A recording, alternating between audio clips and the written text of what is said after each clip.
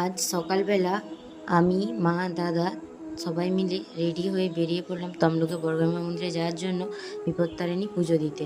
Hello everyone, good morning. প্রতিদিনের মতো সকালবেলা ঘুম থেকে উঠে পড়েছি, উঠে স্নান করে নিয়েছি আজকে। তারপর ঝটপট করে রেডি হয়ে বেরিয়ে পড়লাম। আজকে যাব বর্গভীমা মন্দিরে পুজো দিতে বিপত্তারিণী মায়ের।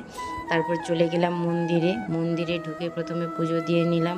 তারপর ধূপ মোমবাতি সব কিছু জ্বেলে দিলাম। মায়ের কাছে গিয়ে প্রণাম করে নিলাম। তারপর গিয়ে মন্দিরের কাছে আবারও মাকে একবার প্রণাম করে নিলাম।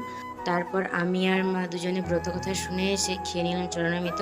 তারপর বাড়ি ফেরার পথে বেরিয়ে এসেছিলাম, হঠাৎই আমার ছোটো মাইমার সঙ্গে আমাদের দেখা হয়ে গেল। তারপর একটু সময় কথাবার্তা বলে আমরা সবাই মিলে বেরিয়ে চলে এলাম মন্দির থেকে, মাকে আরেকবার প্রণাম করে।